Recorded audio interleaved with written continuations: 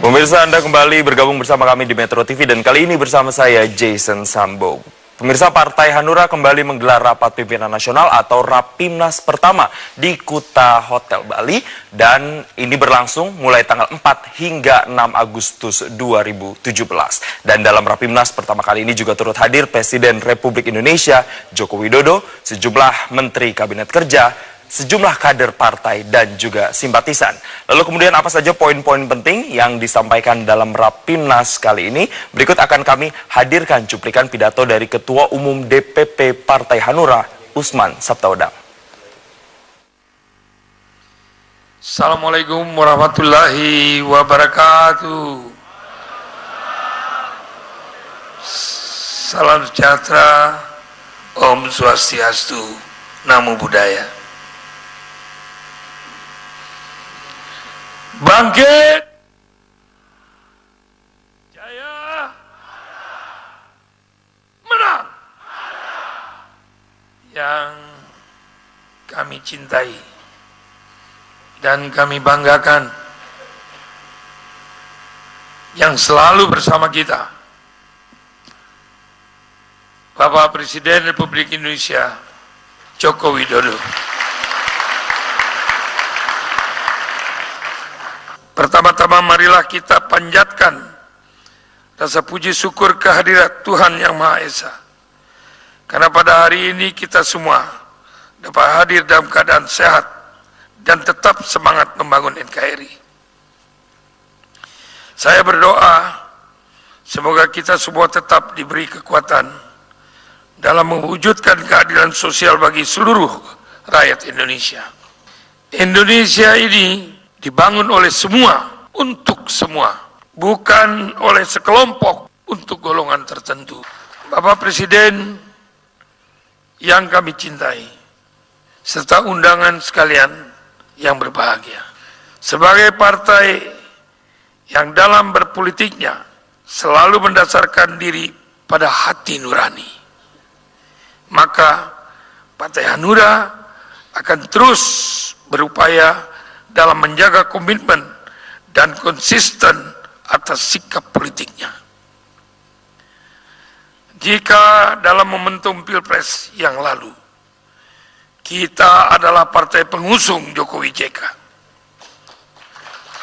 maka wajib bagi Partai Hanura untuk terus mengawal program-program pembangunan. Dan Partai Hanura sangat sejalan dengan pikiran Presiden Bapak Jokowi.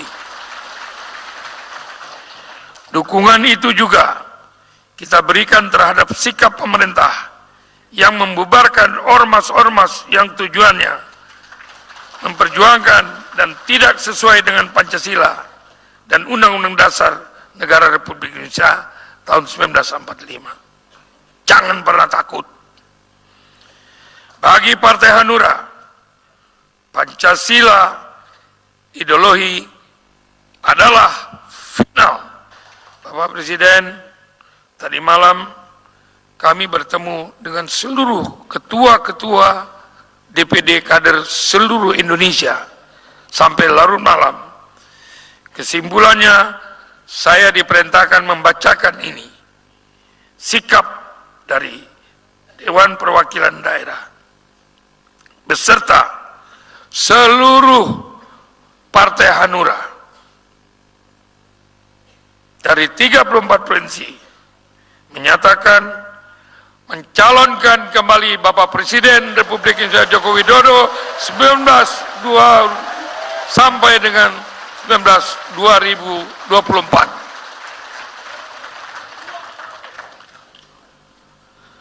Oleh karena itu, terkait dengan hal tersebut, secara khusus saya meminta fraksi Hanura di DPR RI untuk mendukung dan mengawal Perpu nomor 2 tahun 2017 tentang perubahan atas Undang-Undang nomor 17 tahun 2013 tentang organisasi kemasyarakatan.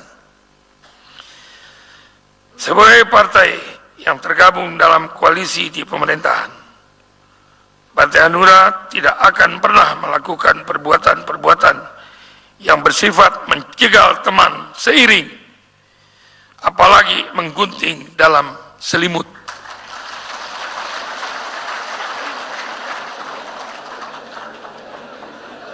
Lah iya dong, kalau berteman itu harus tulus, ikhlas, tidak boleh ada selingkuh. Gimana sih? Ini rakyat Indonesia 250 juta melihat kita ini hari. Selama pemerintah masih tetap berjalan di rel yang berhati nurani, maka Partai Hanura tidak akan membiarkan berjalan sendiri. Bersama pemerintah, Partai Hanura bertekad bulat mewujudkan amanat penderitaan rakyat. Sebagai partai yang gandrung persatuan, Partai Hanura akan menjadi garda terdepan dalam memperkuat semangat dan jiwa kebangsaan. Dari jiwa kebangsaan, inilah kita akan berdiri tegak dalam pergaulan antar bangsa. Dengan persatuan Indonesia lah, kita dapat ikut serta dalam upaya menciptakan perdamaian dunia. Selaras dengan tujuan dari didirikannya negara Indonesia, maka Partai Hanura menolak segala bentuk penjajahan di atas dunia. Untuk itu, Partai Hanura mendukung sikap pemerintah Indonesia yang mengutuk tindakan kekerasan yang dilakukan pasukan Israel terhadap warga Palestina di Masjid Al-Aqsa.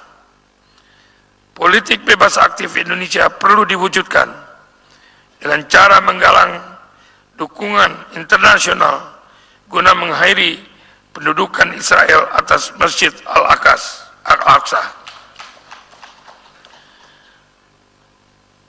Apakah kader Hanura siap untuk selalu mempertahankan kedaulatan bangsa?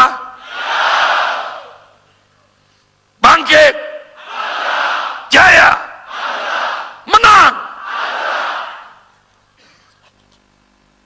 Kami tidak mau berpanjang lebar karena waktu Bapak Presiden yang begitu sempit. Ya, kami mohon kesetiaan Bapak Presiden untuk memberikan pengarahan dan memberikan nasihat-nasihat yang berguna bagi Partai Hanura seluruh Indonesia. Dalam hal ini kami mengaturkan ribuan kehormatan dan penghormatan kepada Bapak Presiden yang telah selalu ada bersama Partai Hanura. Kepada panitia, saya ucapkan terima kasih yang telah melaksanakan acara ini dengan tanpa intervensi oleh siapapun. Alhamdulillah acara ini tertib. Sekian, terima kasih. Wassalamualaikum warahmatullahi wabarakatuh. Bangkit, jaya, menang. Terima kasih. Ya pemirsa, kehadiran Presiden Joko Widodo dalam Rapimnas Partai Hanura merupakan yang ketiga kalinya dalam rangkaian acara-acara besar yang digelar oleh Partai Hanura. Dan dalam kesempatan ini Presiden Republik Indonesia Joko Widodo juga menyampaikan beberapa hal penting termasuk penguatan infrastruktur dan sumber daya manusia yang tangguh yang mampu bersaing sesuai dengan tantangan zaman. Bismillahirrahmanirrahim. Assalamualaikum warahmatullahi wabarakatuh. Selamat pagi, salam sejahtera bagi kita semuanya. Om Swastiastu, Namo Buddhaya, salam kebajikan. Yang saya hormati Ketua Umum Partai Hanura beserta Sekjen dan seluruh pengurus DPP, beserta ketua dan pimpinan DPD yang hadir pada pagi hari ini. Yang saya hormati Ketua Dewan Pembina beserta Ketua Dewan Penasehat Partai Hanura, yang saya hormati pimpinan lembaga negara yang hadir, para menteri Kabinet Kerja, yang saya hormati Gubernur, beserta Bupati dan Wali Kota yang hadir, serta para pengurus dan kader Partai Hanura dari Sabang sampai Merauke, hadirin dan tamu undangan yang berbahagia.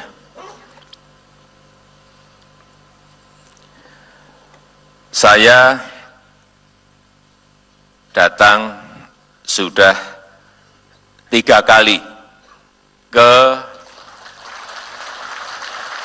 acara besar yang diadakan oleh Partai Hanura. Saya ingat yang pertama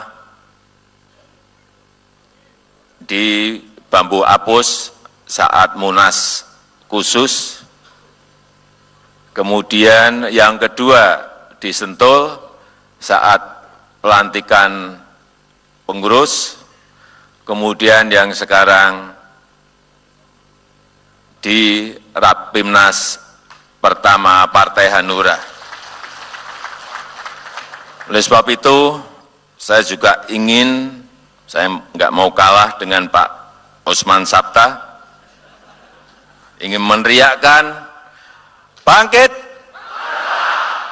jaya, menang.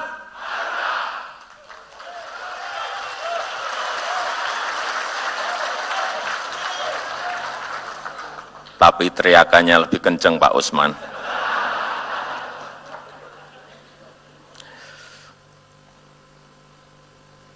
Bapak, Ibu, dan saudara-saudara sekalian yang saya hormati, saya ingin berbicara mengenai momentum.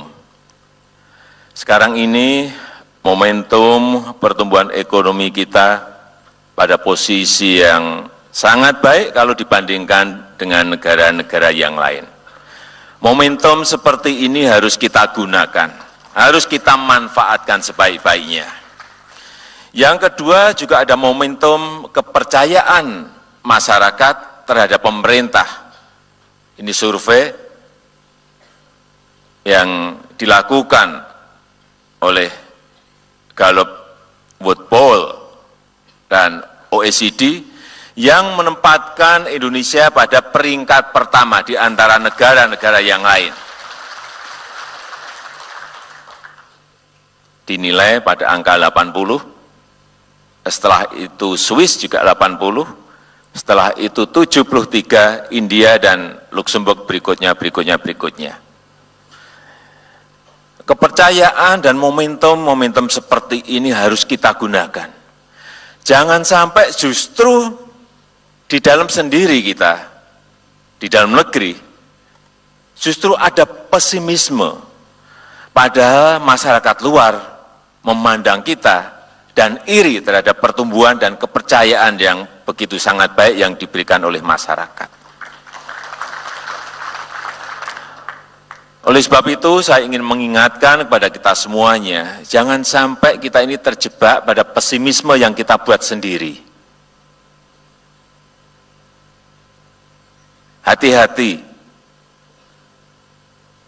Harusnya yang kita bangun adalah optimisme publik, optimisme masyarakat, sehingga betul-betul masa depan dan harapan ke depan itu kita terus optimis. Yang kedua yang ingin saya sampaikan, bahwa ke depan pembangunan infrastruktur akan kita teruskan. Terus, sekarang ini ada yang sudah selesai, ada yang masih dalam proses, dan juga ada yang baru dimulai. Baik pembangunan jalan tol di Jawa, di luar Jawa, baik pembangunan pelabuhan di Jawa maupun di luar Jawa.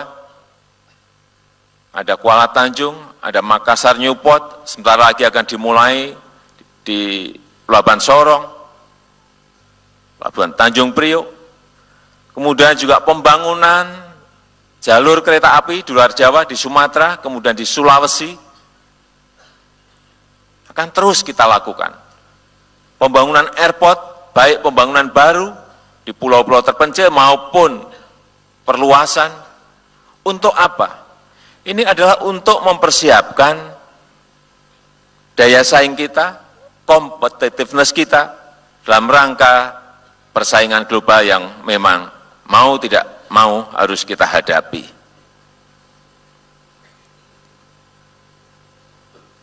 Yang ketiga, saya juga ingin menyadarkan kepada semuanya, kita semuanya, bahwa perubahan global, perubahan dunia itu betul-betul nyata sudah ada.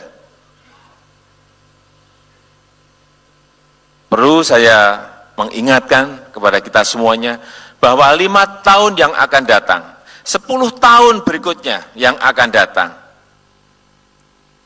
sekarang sudah muncul generasi Y,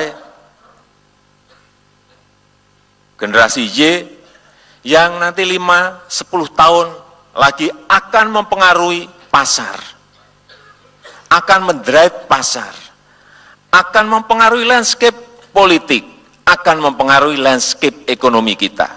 Akan terjadi perubahan yang sangat besar. Transisi ini yang harus kita waspadai. Landscape politiknya akan berubah.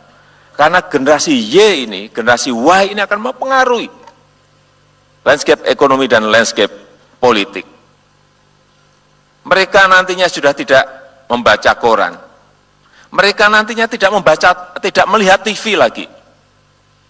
Pegangannya hanya satu, kotak kecil, yang namanya gadget, yang namanya gawai, yang namanya smartphone. Pegangnya hanya itu. Mau lihat berita, mereka hanya klik di situ. Pengen film, pengen TV, mereka hanya klik kayak sekarang sudah ada Netflix. Nantinya semuanya akan mengarah ke sana. Perubahan-perubahan seperti ini harus kita sadari. Nanti akan ada landscape ekonomi baru, landscape politik baru. Baik global, nasional maupun daerah. Oleh sebab itu, kita semuanya harus bersiap menghadapi transisi-transisi seperti ini. Karena merekalah nanti yang mendrive, mempengaruhi pasar, mendrive, mempengaruhi ekonomi, mendrive, mempengaruhi politik. Oleh sebab itu, yang keempat, ini penting sekali, kalau tadi infrastruktur sudah dimulai, sudah dikerjakan, ada yang selesai, ada yang belum. Tahapan berikutnya yang harus kita mulai setelah infrastruktur adalah pembangunan sumber daya manusia. Ini wajib dan harus kita lakukan karena persiapan-persiapan dalam menghadapi persaingan global itu betul-betul harus kita siapkan secara detail dan secara baik. Tidak bisa lagi, misalnya saya berikan contoh, pendidikan vokasional kita, pendidikan kejuruan kita, training-training vokasional, training-training skill, kemudian perguruan tinggi dan universitas-universitas kita, itu monoton dan rutinitas seperti yang kita hadapi sekarang. Linier seperti yang kita kerjakan seperti sekarang ini. Kita juga harus berani merubah semuanya. Saya berikan contoh misalnya SMK. Sudah berapa puluh tahun yang namanya jurusan di SMK itu jurusan hanya jurusan bangunan, jurusan listrik, jurusan mesin. Pada dunia sudah berubah. Mestinya jurusan-jurusan ini juga harus diganti dengan perubahan-perubahan yang ada. Bisa saja di situ jurusan animasi, jurusan video,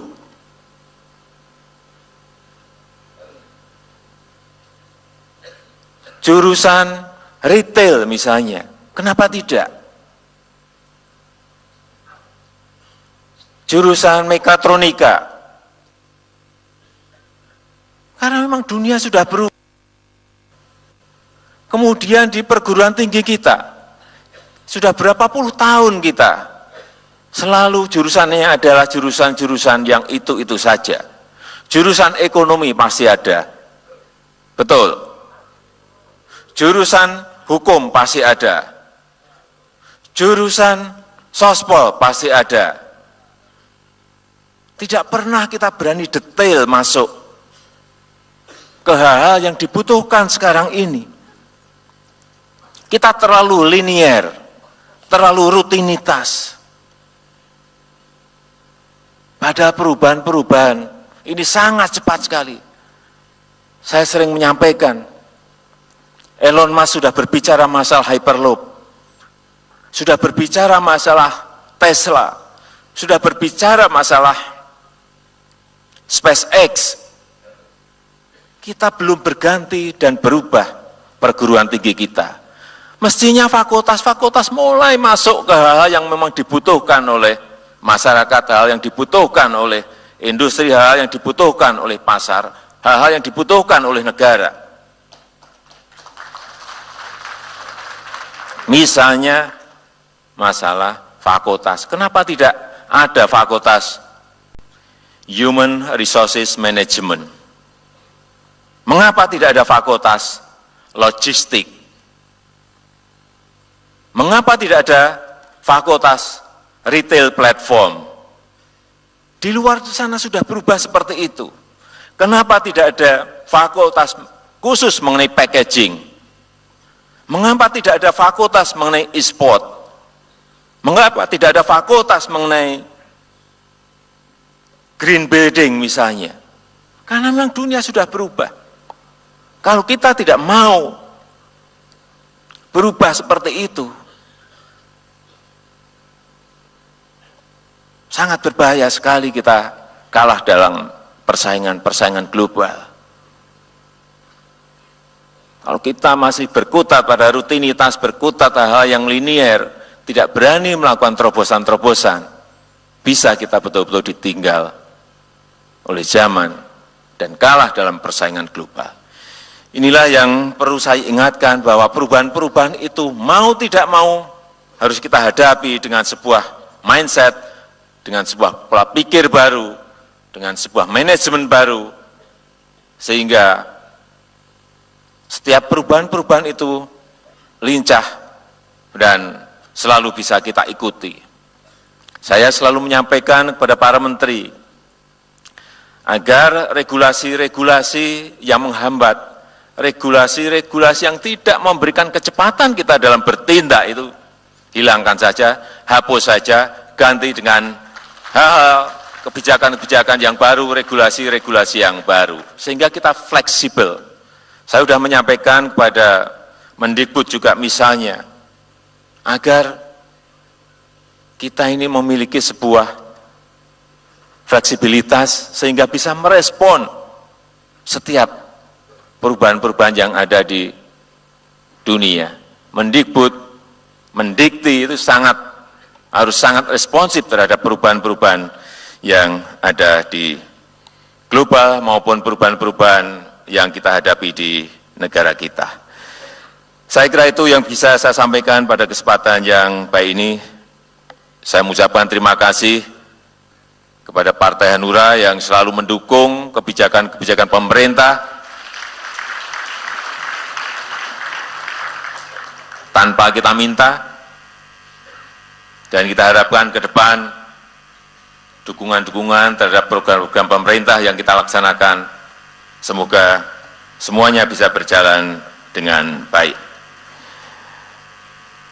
Saya rasa itu yang bisa saya sampaikan, dan dengan mengucap Bismillahirrahmanirrahim, saya resmi membuka rapat pimpinan nasional Partai Hanura tahun 2017.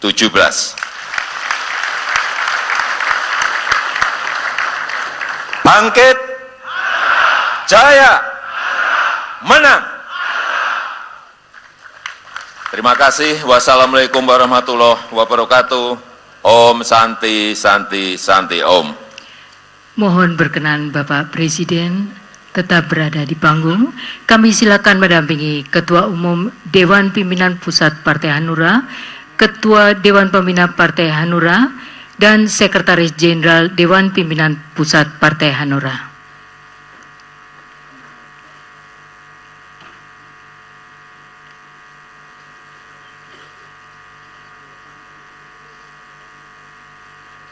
peresmian pembukaan Rapimnas pertama Partai Hanura tahun 2017 oleh Presiden Republik Indonesia Bapak Insinyur Haji Joko Widodo ditandai dengan pemukulan gong. Hadirin, kita berikan tepuk tangan. Dengan demikian maka Ya, pemirsa, demikian live event Rapimnas pertama Partai Hanura tahun 2017. Saya Jason Sambo pamit undur diri dan selanjutnya Newsline Nusantara akan hadir bersama Marvin Celestio. Sampai jumpa.